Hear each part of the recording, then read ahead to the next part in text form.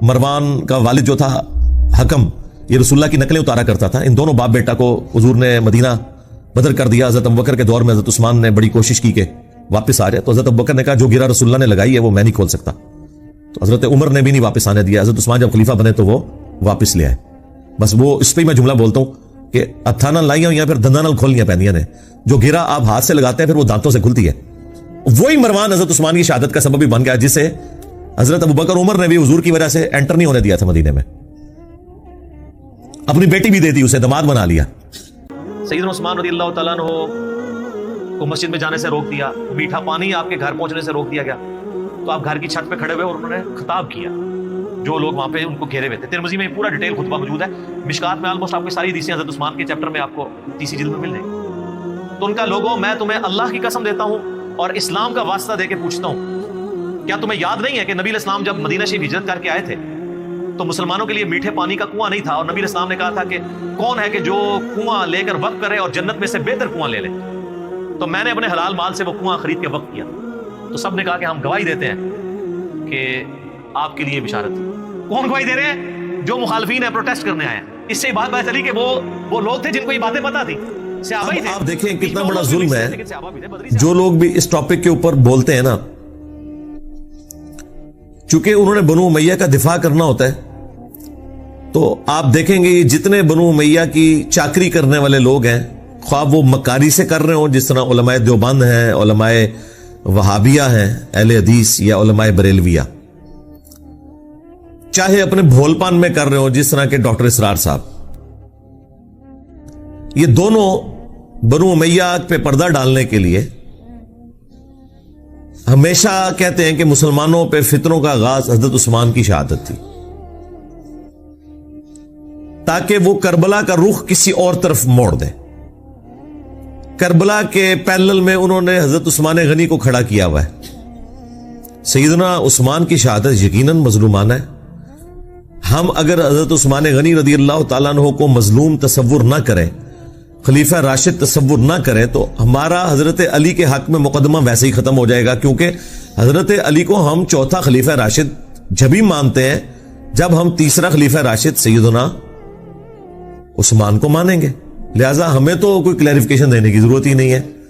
ہم تو چاروں خلفاء کو مانتے ہیں، اور ہم رسول اللہ کی اس حدیث کو بالکل اس پہ غیبی ایمان رکھتے ہیں جو آپ نے فرمایا تھا ابو داؤد اور ترمذی میں کہ میرے بعد جو کوئی بھی زندہ رہا وہ بہت اختلاف دیکھے گا. اس اختلاف کے دور کے اندر علیکم بسنتی وسنت الخلفاء الراشدین المہدیین، تم میری سنت اور میرے خلفاء راشدین کی سنت کو مضبوطی سے پکڑ لینا اپنی داڑھوں سے، اور دین میں نئی نئی بدعتوں سے بچنا. یہ بدعتیں گمراہیاں ہیں اور یہ گمراہیاں جہنم میں لے جانے والی ہیں. اب نبی الاسلام نے خلفاء راشدین کے جو مخالفین ہیں یا ان کے دور کے اندر جو ان کی مخالفت پہ کھڑے ہونے والے لوگ ہیں، بشرطے کہ وہ خلفاء ان کے اس اختلاف کو صحیح نہ مان لیں. اگر وہ خود مان لیں کہ یار یہ ہماری جو مخالفت کر رہا ہے یہ بندہ ٹھیک بات کر رہا ہے، وہ تو الگ بات. لیکن جہاں پہ خلفاء کی جنگیں آ جائیں یا مخالفت اس لیول پہ آ جائے، وہ پھر معاملہ الگ ہے. تو نبی علیہ السلام فرمایا کہ تم نے میری اور میرے خلفاء راشدین کی سنت کو لازم پکڑنا ہے. اس لیے دیکھیں کہ ہم حضرت ابوبکر صدیق رضی اللہ تعالیٰ عنہ کے مقابلے پر منکرین زکوٰۃ کو، مرتدین کو نہیں درست سمجھتے. سیدنا عمر کے مقابلے پر رومنز اور پرشینز کو نہیں درست سمجھتے. سیدنا عثمان کے مقابلے پر بلوائیوں کو، جن میں سے اکثر صحابہ ہی تھے، ان کی اس ایکٹیویٹی کو جو انہوں نے حضرت عثمان کو شہید کر دیا. اب بیچ میں ظاہر ہے کہ وہ اسپیسیفکلی بندہ کون ہے وہ تو بے نظیر کے قاتلوں کا بھی نہیں پتا چلا، جبکہ اتنے کیمرے موجود ہیں. تو اس وقت تو کوئی کیمرے بھی نہیں تھے، نہ علم غیب اس زمانے میں ہوتا تھا، یہ تو بعد میں دریافت ہوا ہے نا. تو لیکن ان کی وہ ایکٹیویٹی کہ حضرت عثمان کی شہادت تک پہنچی، اس میں ہم حضرت عثمان کے مخالفین کو اس ایکٹیویٹی میں غلطی پر مانتے ہیں، اور ان کی طرح مکاری نہیں کرتے کہ اجتہادی غلطی کہتے ہیں. صراحتاً غلطی ہے، فساد ہے، فتنہ ہے. لیکن حضرت عثمان اتنے اپ رائٹ تھے کہ بخاری میں 695 نمبر حدیث ہے، جب ساتھیوں نے پوچھا کہ نماز ہمیں فتنوں کا امام پڑھا رہا ہے اور ہمارے امام آپ ہیں, آپ محصور ہو چکے ہیں اپنے گھر میں, اب ہم نماز اس مسجد میں جا کے پڑھیں یا گھر میں ہی پڑھ لیں. تو سیدنا عثمان نے کہا کہ نماز ہی تو مسلمانوں میں ایک اجتماعی نیکی کا کام ہے, نیکی کے کاموں میں ساتھ دو, برائی میں ان سے الگ رہو. اگر وہ یہودی ہوتے تو حضرت عثمان کیسے کہہ سکتے تھے کہ ان یہودیوں کے پیچھے جا کے نماز پڑھو؟ آج کوئی مسلمان فتویٰ دے گا کہ یہودیوں کے پیچھے نماز ہو جاتی ہے؟ وہ پتا تھا کہ وہ صلح حدیبیہ کے صحابہ ہیں, ان میں اختلاف رائے بھی درست تھا, مخالفت درست نہیں تھی, اس کا جو ایکسٹریم رزلٹ نکلا وہ درست نہیں تھا. بہرحال وہ سارے کا سارا معاملہ تلپٹ ہو گیا. اس کے بعد جب سیدنا علی کا دور آتا ہے تو پھر وہی رول چلے گا نا, علیکم بسنتی و سنت الخلفاء الراشدین المہدیین. تو وہاں پہ بھی ہمارا یہی عقیدہ ہے کہ حضرت علی کے مخالفین جو اولو العزم اصحاب میں سے تھے, سیدہ عائشہ سلام اللہ علیہا, سیدنا زبیر, سیدنا طلحہ رضی اللہ عنہم اجمعین وعلیہم السلام اجمعین, یعنی یہ واقعی ٹکر کے لوگ ہیں, یہ حضرت علی کے ٹکر کے لوگ ہیں اپنے مرتبے اور اسلام کی کنٹریبیوشن کے پوائنٹ آف ویو سے. اس بڑے لیول پہ نہ ہو لیکن ایٹ لیسٹ یعنی سابقون الاولون میں آنے والے لوگ ہیں, تو ان کا احترام اپنی جگہ ہے. نہج البلاغہ میں بھی حضرت علی کی وہ نصیحتیں موجود ہیں جو حضرت عثمان کو کی ہیں انہوں نے, وہ کمال کی نصیحتیں ہیں, وہ پڑھنے والی ہیں. اس میں حضرت علی نے جو جملے بولے, کیا عثمان تیرا سٹیٹس پہلے دو خلفاء والا نہیں ہے, کیونکہ تجھے رسول اللہ کے ساتھ دامادگی کا شرف بھی حاصل ہے. سیدنا عثمان کا داماد رسول ہونا نہج البلاغہ میں شیعہ کی کتاب میں ثابت ہے, اسی نصیحت کے اندر جو ان کا خطبہ کہہ لیں یا مکتوب کہہ لیں. تو حضرت علی حضرت عثمان کو سمجھاتے ہوئے کہہ رہے ہیں کہ پہلے دو خلفاء سے زیادہ تمہاری ذمہ داری ہے, کیونکہ تم رسول اللہ کے داماد بھی ہو. داماد تو بیٹوں کی جگہ ہوتا ہے. تو یہ جو تمہاری شکایتیں تمہارے گورنروں کی آتی ہیں تمہارے پاس, ان کے طرف توجہ دے کے ان ایشوز کو ریزالو کرو. وہ کرتے بھی تھے. بخاری مسلم دونوں میں آیا کہ وہ ایک بھائی تھا ان کا, عقبہ ابن ابی معیط کا بیٹا ولید بن عقبہ, اس نے شراب پی کے فجر کی 4 فرض پڑھا دیے. بخاری میں بھی ہے, مسلم میں بھی ہے, حضرت عثمان والے چیپٹر میں ہے بخاری کے اندر, اور مسلم میں شراب کی حرمت والے چیپٹر میں, اور مسلم میں پورا وہ واقعہ تفصیل کے ساتھ ہے. جب وہ سلام پھیر کے فارغ ہوا تو لوگوں نے کہا کہ یہ تو نماز تو نے ٹھیک نہیں پڑھائی ہے. تو اس نے کہا اگر کم پڑھا دی ہے تو میں اور پڑھا دینا, حالانکہ پہلے ہی انہیں 2 فالتو پڑھائی ہیں سب. پھر لوگوں کو شک پڑا تو جناب وہ تو دور تھا بڑا مبارک, ادھر کوئی سوچ سکتا ہے نمازی جناب جو تھے وہ آگے آ کے اس کے پاس بیٹھ کے اس کا منہ سونگنا شروع کر دیا. ادھر کوئی گورنر کے قریب بھی کو لگ سکتا ہے, لیکن ظاہر ہے کہ اس وقت گورنر کو ایک سمجھا جاتا تھا کہ وہ سرونٹ ہے عوام کا. یہ تو آج حکمرانی کا کانسیپٹ ہے نا, ادھر تو خلیفۃ المسلمین بھی اکاؤنٹیبل ہوتا تھا عوام کو, تو گورنر تو شاہی کوئی نہیں. تو جب وہ سونگا تو شراب کی بدبو آ رہی تھی, لوگوں نے پتا چل گیا جناب کہ یہ تو شراب پی ہے.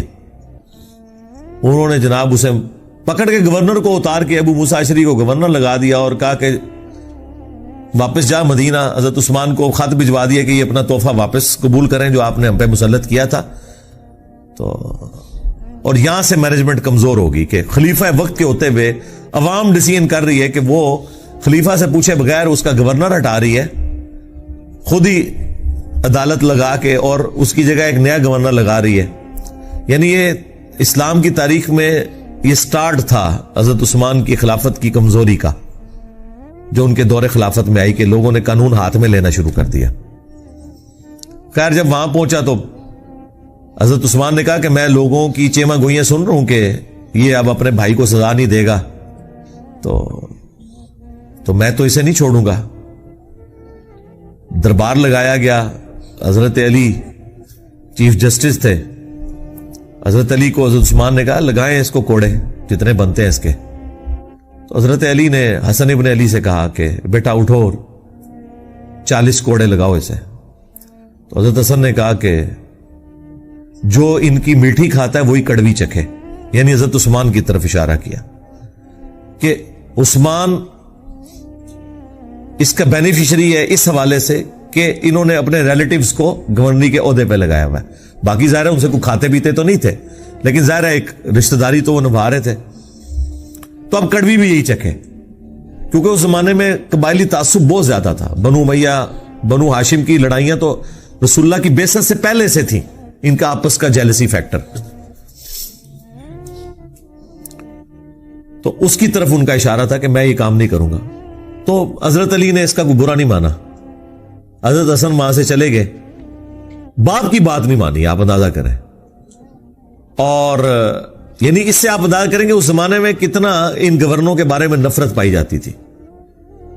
مسلم شریف کے الفاظ ہیں, پھر حضرت علی نے اپنے دوسرے بیٹے عبداللہ ابن جعفر, جو بھتیجا بھی لگتا تھا اور بیٹا بھی, بیٹا اس لیے کہ اس کی والدہ کے ساتھ حضرت جعفر کی وفات کے بعد حضرت ابو بکر نے شادی کی تھی, اس سے محمد بن ابی بکر پیدا ہوئے تھے, اور وہ بھی حضرت علی کے زیر کفالت تھے. یہ دو بیٹے تھے بڑے لاڈلے, محمد بن ابی بکر اور عبداللہ بن جعفر, جو والدہ کی طرف سے تھے. اور عبداللہ بن جعفر کو تو اپنی بیٹی زینب بھی دے دی حضرت علی نے, وہ داماد بھی بنے بعد میں. تو کہا عبداللہ اٹھ اور لگا کوڑے. جب 40 ہوئے تو انہوں نے کہا بس 40 ٹھیک ہیں. رسول اللہ 40 لگواتے تھے, حضرت ابو بکر بھی 40, حضرت عمر نے 80 کر دیے تھے, کیونکہ اس زمانے میں لوگ زیادہ شراب پینا شروع ہو گئے تھے. ظاہر ہے جب آپ کی وظیفے لگ جائیں, دنیا کے مال کی ریل پیل ہو جائے. بخاری مسلم میں موجود ہے کہ حضرت عمر کے زمانے میں شراب پینا زیادہ ہو گئی تھی ایز کمپیئر ٹو حضرت ابو بکر کے دور کے. وہ مال آ گیا تھا, کام کرنے کو کوئی نہیں, تو پھر یہی کچھ ہی ہوگا نا. تو حضرت عمر نے اس کی سزا تعزیراً حضرت علی کے مشورے سے بڑھا کے 80 کوڑے کر دی. وہ قرآن سے ڈیڈکٹ کی تھی کہ جو کسی عورت کے اوپر تہمت لگائے اس کی سزا 80 کوڑے ہے, سورہ نور میں. تو حضرت علی نے کہا کہ جو بندہ شراب پیتا ہے وہ پھر ہر بندے پہ تہمت ہی لگاتا ہے, اسے پتا تو ہوتا ہی نہیں وہ کیا کر رہا ہے.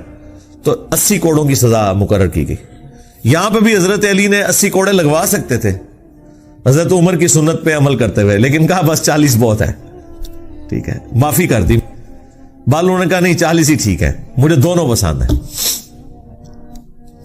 اس سے آپ کو ذرا تھوڑا اس چیز کا اندازہ ہو جائے گا اس زمانے کے اندر جو معاملات چل رہے تھے.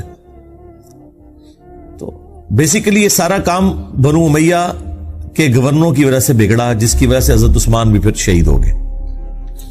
تو اس لیے امت کا پہلا فتنہ جو ہے وہ حضرت عمر کی شہادت ہے, اور امت کا آخری بڑا فتنہ حضرت حسین کی شہادت ہے.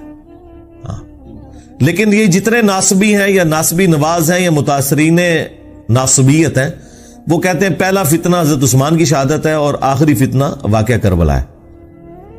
کیونکہ اگر آپ وہاں سے سٹارٹ کرتے ہیں پھر آپ کو بات نہیں سمجھ آئے گی. وہ مولانا صاحب کہتے ہیں پیچھے ٹرو, پیچھے, تو پچھو ٹرنا پڑے گا. تو وہ پیچھے آپ جائیں گے تو پھر یہ چیزیں ہیں. اس لیے میں نے ایک ویڈیو بھی ریکارڈ ہوئی ہے حضرت عثمان شہید کیوں ہوئے, اس میں اور بھی کافی ساری احادیث ہیں. اب میں اس پہ بولوں فی البدی تو آدھا گھنٹہ 1 گھنٹہ اور لگ جائے گا, چونکہ وہ سوال آپ نے پہلا ایسا رکھا ہے. آج چونکہ اسپیشل کوئی کوشچن بھی نہیں تھا تو میں نے کہا اسے اسپیشل بناؤں اور اس پہ میں تھوڑا بولوں کہ تاکہ آپ کو آئیڈیا ہو. اور یہ حضرت عثمان کی جو شفقت والا ایلیمنٹ ہے نا, یہ صحابہ کو پہلے سے پتا تھا کہ ان کے اندر یہ موجود ہے. جو آپ نے لکھ کے بھیجا نا کہ وہ مروان کو واپس بلا لیا, بالکل یہ المعجم الکبیر طبرانی میں موجود ہے. مروان کا والد جو تھا حکم, یہ رسول اللہ کی نقلیں اتارا کرتا تھا. ان دونوں باپ بیٹا کو حضور نے مدینہ بدر کر دیا. حضرت ابوبکر کے دور میں حضرت عثمان نے بڑی کوشش کی کہ واپس آ جائے, تو حضرت ابوبکر نے کہا جو گرا رسول اللہ نے لگائی ہے وہ میں نہیں کھول سکتا. تو حضرت عمر نے بھی نہیں واپس آنے دیا. حضرت عثمان جب خلیفہ بنے تو وہ واپس لے آئے.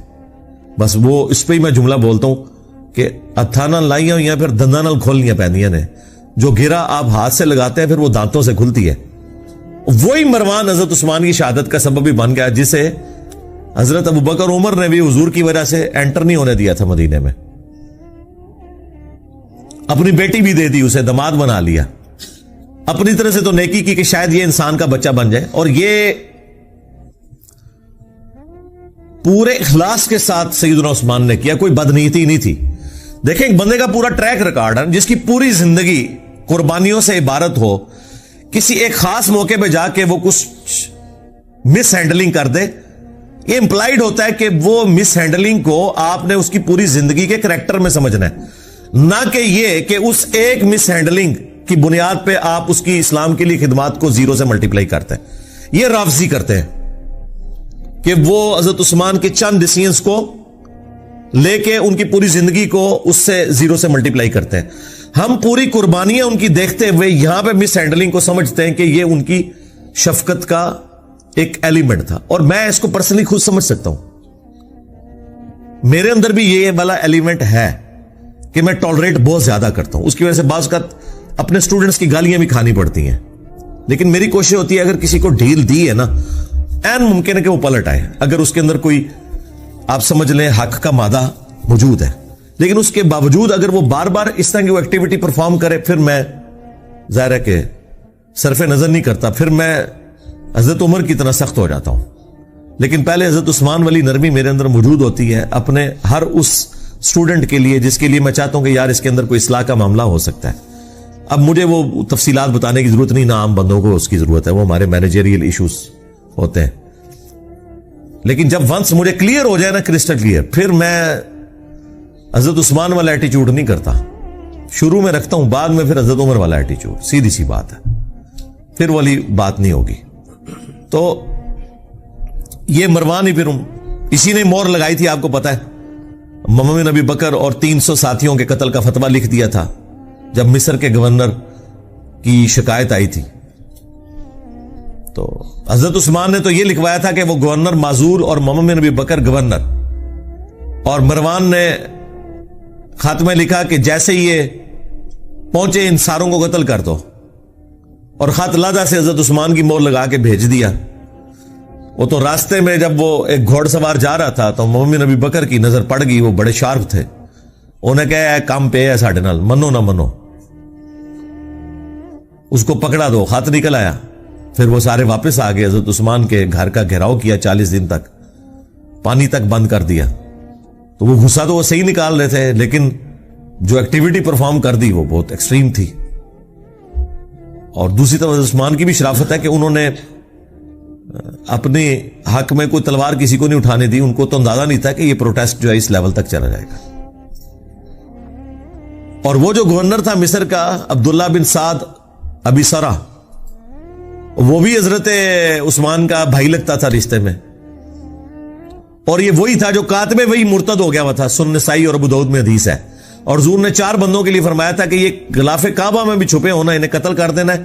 یہ بھی لحاظ نہیں کرنا کہ غلاف کعبہ کے اندر ہے کہ کعبے کی حرمت ہے, ان کے لیے حرمت بھی اٹھ جائے گی. ان میں سے ایک بندہ تھا, حضرت عثمان نے اسے اپنے گھر چھپا لیا. سنن نسائی میں ابو داؤد میں, یہ میں نے کربلا والے ریسرچ پیپر میں ڈالا ہوا ہے سب کچھ. اللہ کے حضور کے سامنے پروڈیوس کر دیا, کہا یا رسول اللہ میرے کہنے پہ اسے معاف کرتا ہے. اب یہ تو بنتا ہی نہیں تھا, جب اللہ کے نبی کا حکم آ گیا تو وہ تو سب سے اوپر ہے. اب حضور کو غصہ تو آیا, ناراضگی تو ہی, آپ نے اپنا چہرہ انور پھیر لیا. حضور کے غصے کا اظہار بس اتنا ہی ہوتا تھا, اور یہ بہت بڑی بات ہوتی تھی, آپ چہرہ انور پھیر لیں. حضرت عثمان دوسری طرح سے آیا, یا رسول اللہ میرے کہنے پہ معاف کرتے ہیں. ٹھیک ہے, 3 دفعہ ریکویسٹ کی, آپ چہرہ پھیرتے رہے. 4تھی دفعہ حضور نے کہا چلو ٹھیک ہے. وہ جب حضرت عثمان اس کو لے کے خوشی خوشی وہاں سے نکل گئے, حضور نے فرمایا تم میں سے کوئی ایک بھی ایسا نہیں تھا جو اسے قتل کر دیتا. جب تم دیکھ رہے ہو کہ میں اپنا چہرہ انور پھیر رہا ہوں, تو تم اس کا مطلب نہیں سمجھ رہے تھے کہ اس کو نہیں چھوڑنا. کاتب وحی تھا, کاتب وحی مرتد ہونے کا مطلب ہے کہ حضور کی نبوت کو چیلنج کیا اس نے کہ یہ نعوذ باللہ من ذالک, یہ سب کچھ فراڈ چل رہا ہے. جس طرح بخاری مسلم میں ہے کہ ایک کاتب وحی کہتا تھا کہ محمد کو تو کچھ پتا نہیں, جو میں لکھ دیتا ہوں وہی قرآن ہوتا ہے. تو حضور کو اتنا غصہ ہے, آپ نے فرمایا یہ مر گیا, زمین اسے قبول نہیں کرے گی. بخاری مسلم کے الفاظ ہیں, اس کو دفناتے تھے, زمین اٹھا کے پرے پھینکتی تھی. یہ معجزہ لوگوں نے دیکھا, اور لوگوں میں مشہور ہوا کہ شاید یہ رات کے وقت حضور کے ساتھی اسے نکال کے باہر پھینک دیتے ہیں. انہوں نے بہت گہری قبر کھودی, پہرا دیا, پھر لاش صبح باہر پڑی ہوئی تھی. پھر ان کو پتا چل گیا کہ بھائی یہ اس نے حضور کی نبوت کے اوپر ہاتھ ڈالا ہے, یہ ہونا ضروری تھا. کیونکہ قرآن کے اوپر ہی تو سارا ایک معاملہ چل رہا تھا. اگر قرآن ہی ڈاؤٹ فل ہوتا ہے تو پھر نبی علیہ السلام کی نبوت تو سٹیک پہ لگ جانی تھی. وہ بھی کاتب وحی تھا اور اس نے سورہ آل عمران سورہ بقرہ حضور سے پڑھی ہوئی تھی. یہ لوگ کاتب وحی کو فضیلت کے طور پہ پیش کر رہے ہوتے ہیں. دو کا تو میں نے آپ کو حال بتا دیا. ایک مرتد ہو کے مرا اور لاش اس کی باہر نکل آئی, اور دوسرے کو حضور نے کہا یہ غلاف کعبہ میں چھپا اسے قتل کر دینا, عبداللہ بن سعد ابی سرا. تو حضور نے فرمایا کہ جب تم دیکھ رہے ہو کہ میں چہرہ اقدس پھیر رہا ہوں تو اسے مار کیوں نہیں دیا تم نے؟ تو صحابہ نے کہا یا رسول اللہ آپ ایک دفعہ ہمیں آنکھ سے یوں کر کے اشارہ کر دیتے نا تو ہم اسے نہ چھوڑتے. آپ نے فرمایا نبی کے لیے شایع نہیں کہ وہ آنکھ سے اشارہ کرے. نبی کے اخلاق اتنے بلند درجے کے ہیں کہ وہ اس طرح کا معاملہ نہیں کر سکتا کہ وہ آنکھوں سے اشارے کرے. ٹھیک ہے, یعنی بڑے کلین سلیٹ لوگ ہوتے ہیں انبیاء. ان کے اندر مکاری, چلاکی, ہوشیاری, عقل مندی ہوتی ہے, لیکن یہ والی حرکتیں نہیں ہوتی ہیں کیونکہ ان کے سٹیٹس کا تقاضا ہے. صحیح بخاری میں ایک حدیث موجود ہے, ابو موسیٰ اشعری کہتے ہیں کہ ہم ایک باغ میں بیٹھے ہوئے تھے, اتنے میں باغ کے دروازے پہ دستک ہوئی. نبی علیہ السلام نے فرمایا کہ جو کوئی بھی ہے نا دروازے پہ اسے جنت کی بشارت دے. کہتے دروازہ کھولا تو سیدنا ابوبکر رضی اللہ تعالی اندر آ گئے. تھوڑی دیر بعد پھر دستک ٹھک ٹھک. آپ فرمایا اب بھی جو آیا نا اسے جنت کی بشارت دے. دروازہ کھولا سیدنا عمر. پھر تیسری دفعہ جب دستک ہوئی تو نبی علیہ السلام فرمایا اب جو کوئی آئے نا اسے جنت کی بشارت دو, لیکن ان مصیبت اور پریشانیوں کے ساتھ جن سے اس کو گزرنا پڑے گا. تو کہتے ہیں میں نے دروازہ کھولا تو حضرت عثمان تھے, اور میں نے کہا کہ رسول اللہ نے آپ کے بارے میں یہ کہا کہ جنت ہے لیکن آپ کی جنت تکلیف کے ساتھ جڑی ہوئی ہے. تو انہوں نے کہا میں اللہ سے مدد مانگتا ہوں ان فتنوں کے اگینسٹ. اسی کا ایک طریق صحیح بخاری میں, اس میں اسی طرح یہ الفاظ ہیں. پہلے حضرت ابوبکر آئے, پھر حضرت عمر آئے, اور اس میں یہ الفاظ ہیں کہ نبی علیہ السلام ایک کنویں کی منڈیر پہ بیٹھے ہوئے تھے. پرانے زمانے میں وہ کنویں ہوتے تھے نا, ابھی بھی آپ دیکھیں نا بڑے کنویں ہوتے ہیں, قلعہ اور طاس میں بنے ہوئے ہیں. تو اس کی وہ جو باہر منڈیر نکلی ہوتی ہے نا دیوار چھوٹی سی, اس پہ آپ علیہ السلام بیٹھے ہوئے تھے. تو پہلے حضرت ابوبکر کو جنت کی بشارت ملی, نبی علیہ السلام نے ان کو اپنے دائیں جانب بٹھا لیا, حضرت عمر کو اپنی بائیں جانب بٹھا لیا. جب حضرت عثمان اندر انٹر ہوئے تو جگہ ختم تھی, تو حضرت عثمان نبی علیہ السلام کے سامنے منڈیر پہ آ کے بیٹھ گئے.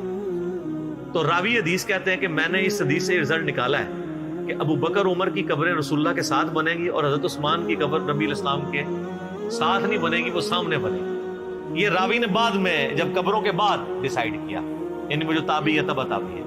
اور سر واللہ سیدنا عثمان کی قبر نبی علیہ السلام کی قبر مبارک کی سیدھ میں, بالکل سیدھ میں بقیع غرقد قبرستان کے اندر موجود ہے.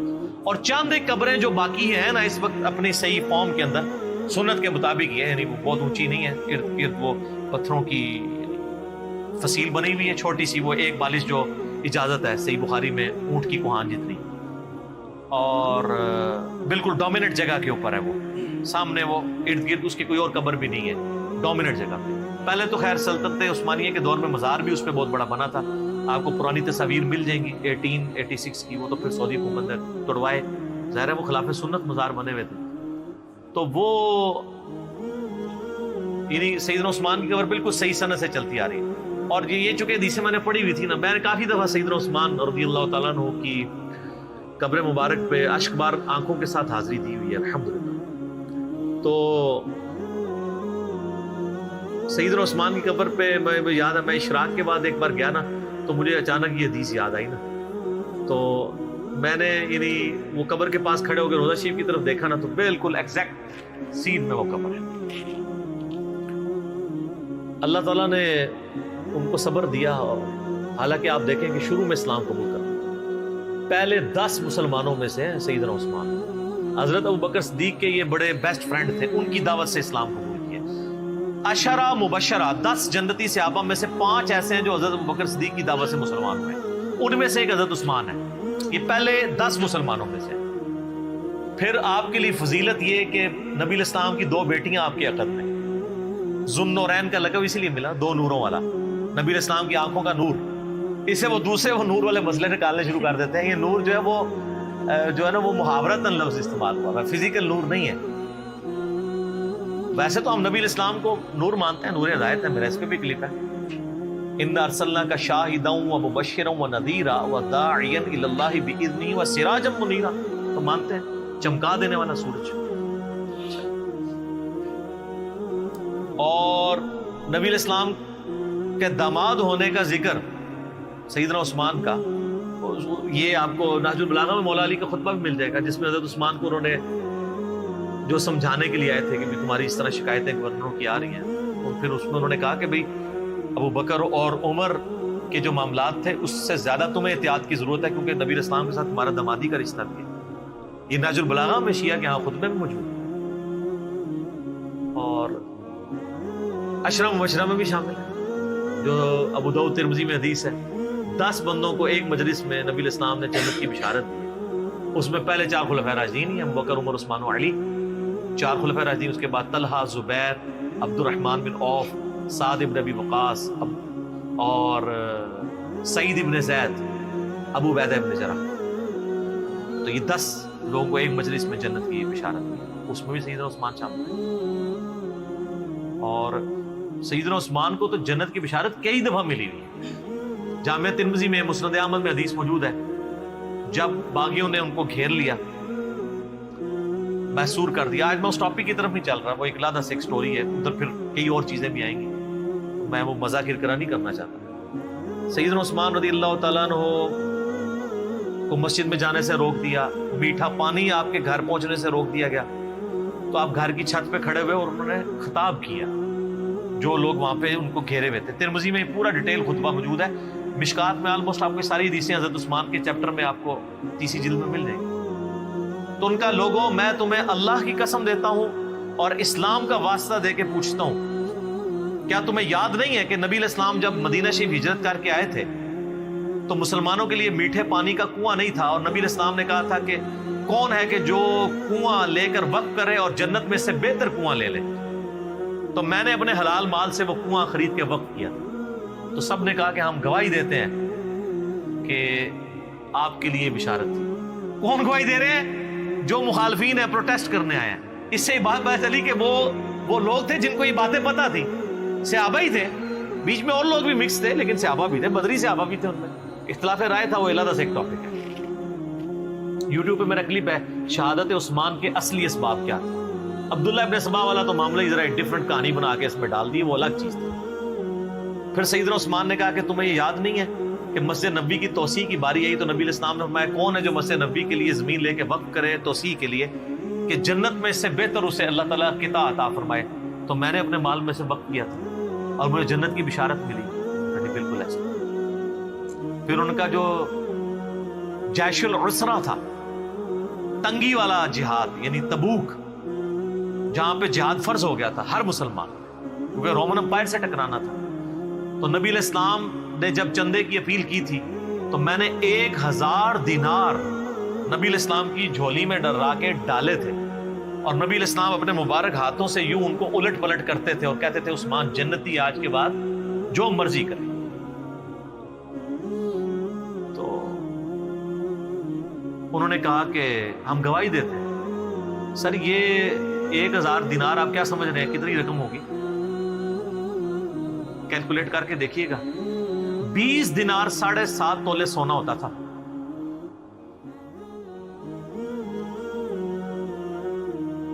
تو 7.5 تولے کو 50 سے ضرب دیں، 450 کے قریب،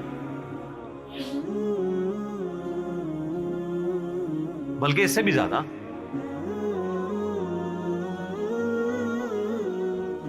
50 کو ضرب دیں 7 سے، 700 350 اور اوپر والا بھی کر لیں، تقریباً 400 کے قریب، 350 زیادہ بن جائے گا نا، 7.5 ہے، 450 کے قریب سمجھ لیں، 450 تولہ سونا۔ اور آج کل کیا ریٹ چل رہا ہے؟ 70,000 ہے۔ ہاں، تو یہ 2.5 کروڑ سے زیادہ رقم بنتی ہے آج کی، اگر 70 لگائیں گے تو جا کے گھر حساب کر لیجیے گا، 2.5-3 کروڑ رقم بنتی ہے جو حضرت عثمان نے غزوہ تبوک کے موقع کو جنت کی بشارت ملی تھی اس بات میں۔ انہوں نے کہا تم مجھے نہ اب یہ بھی بشارتیں گنواتے جا رہے تھے, اور حضرت عثمان کہہ رہے تھے دیکھو مسجد میں نے وقف کی, مجھے مسجد میں نماز نہیں پڑھنے دے رہے ہو, کنواں میں نے لے کے دیا اور مجھے میٹھا پانی نہیں, مجھے کڑوا پانی پینا پڑتا ہے, مجھے تم پانی تک نہیں جانے دے رہے ہو, اور تم مان بھی رہے ہو ان چیزوں میں مجھے جنت کی بشارت ملی ہے. پھر حضرت عثمان نے چوتھا اور آخری سوال کیا کہ کیا تمہیں یہ حدیث نہیں پہنچی ہے, اور یہ حدیث بخاری میں بھی ہے, ترمذی کا یہ والا حصہ, کہ نبی اسلام ایک دفعہ غارے پہاڑ ہیرا کے اوپر چڑھے, ہیرا پہاڑ کے اوپر, حضرت ابو بکر, عمر اور حضرت عثمان یہ ساتھ تھے نبی اسلام, 4 بندے تھے یہ ٹوٹل. تو پہاڑ جو ہے وہ جھوم پڑا, ہلنا شروع ہو گیا. وہ تو بخاری مسلم حدیث ہے. ہیرا ایک پہاڑ ہے لیکن ہم سے محبت, وہ احد پہاڑ کے بارے میں آتا ہے, احد ایک پہاڑ ہے, ہم سے محبت کرتا ہے, ہم بھی اس سے محبت کرتے ہیں. بعض روایتوں میں احد کا ذکر ہے, بعض میں ہیرا کا ذکر ہے. بال الٹیمیٹلی یہ ہے کہ نبی علیہ السلام نے فرمایا کہ اے پہاڑ تھم جا, اس وقت تجھ پہ ایک نبی, ایک صدیق اور 2 شہید ہیں. 2 شہید کون؟ حضرت عمر اور عثمان. جو مسلم کی حدیث ہے اس میں یہ ہے کہ حضرت علی بھی تھے, طلحہ بھی تھے, زبیر بھی تھے. تو نبی علیہ السلام نے فرمایا کہ اس وقت تجھ پر انبیاء, شہداء اور صدیق کے علاوہ کوئی نہیں ہے. اس سے یہ بھی نبی علیہ السلام نے غیبی خبر دے دی کہ یہ باقی سارے شہید ہونے والے ہیں. حضرت طلحہ بھی شہید ہوئے ہیں جنگ جمل میں, حضرت زبیر بھی, اور مولا علی بھی, اور سیدنا عثمان بھی. تو انہوں نے کہا ہاں آپ کو شہید ہونے کی خبر دی تھی. تو انہوں نے کہا اللہ کی قسم, رب کعبہ کی قسم, میں کامیاب ہو گیا. میں نے تم سے یہی منوانا تھا کہ نبی علیہ السلام نے مجھے شہید کہا ہوا ہے, میں شہید ہوں. لیکن خیر ترمذی میں تو ادھر ہی ہے, باقی آپ تاریخی روایتیں پڑھیں گے اور باقی کتابیں دیکھیں گے, اس میں آپ کو ملے گا کہ وہ کہتے ہیں کہ حضرت یہ باتیں ساری صحیح ہیں لیکن اب آپ بدل چکے ہیں.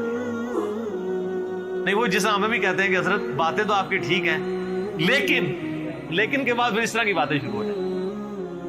تو یعنی بدقسمتی جب کسی پہ چھائی ہو. ورنہ دیکھیں ایک شخص جس کی 82 سال عمر ہے اور اس کی زندگی پوری قربانیوں سے تعبیر بھری پڑی ہوئی ہے, کہیں بشری تقاضے کے تحت کوئی مسئلہ مس ہینڈل تو اسے ضرور ہو سکتا ہے, لیکن آپ اس کی نیت کے اوپر یا اوور آل پوری زندگی کو تو 0 سے ملٹیپلائی نہیں کر سکتے. یہی وجہ ہے کہ جو ایران والوں نے فلم بنائی ہے مختار سقفی پہ, اس میں بھی جو حضرت معاویہ رضی اللہ تعالیٰ عنہ اور شیعان علی کا اختلاف دکھایا ہے وہ اسی بات پہ کہ آپ نے خلفاء کے طریقے کو چھوڑ دیا اور اس میں وہ تینوں خلفاء کو رسپیکٹ دیتے. پھر حضرت علی علیہ السلام کی زندگی کے آخری 10 سال پہ ایک فلم ہے 22 قسطوں پہ, امام علی علیہ السلام. اس میں انہوں نے حضرت عثمان کا بھی, چونکہ ان 10 میں سے سمجھ لیں 4-5 سال تو حضرت عثمان کی بھی خلافت کی, حضرت عثمان کا بھی انہوں نے بڑا پازیٹیو کریکٹر دکھایا ہے اور یہ بتایا کہ اصل کلپرٹ جو ہے وہ مروان بن حکم تھا. حضرت علی حضرت عثمان کو سمجھاتے تھے تو پھر وہ اپنے فیصلوں کو بھی ریورٹ کرتے تھے, یعنی ان کی نیت میں تھی. لیکن ظاہر ہے کہ وہ ایک حضرت عمر والی مینیجریل سکل نہیں تھی. 72 ایئرس کی عمر میں چونکہ خلیفہ بنائے گئے تھے, ایک ایجنٹ تھے. تو بہرحال 82-83 ایئرس ایج ہے اور ایک شخص نے پوری زندگی یعنی اسلام قبول کیا, تو ان کا چچا ان کو مارا کرتا تھا, اتنی تکلیفیں کاٹی ہیں, سابقون الاولون میں سے. تو آخری وقت میں آ کے کیوں انہوں نے ایسا کرنا تھا کہ وہ نفس کے ہاتھوں مغلوب ہو جاتے ہیں, جن کی پوری زندگی اسلام کی خدمات میں تھی اور نبی اسلام نے کئی مواقع پہ انہیں جنت کی بشارت بھی دی. انہوں نے اپنے سیلف ڈیفenس میں کچھ بھی نہیں کیا, ورنہ 300 بندے کو اٹھانا کو مسئلہ نہیں تھا, لیکن وہ چاہتے تھے مدینہ تو رسول میں میری وجہ سے خون نہ بہے.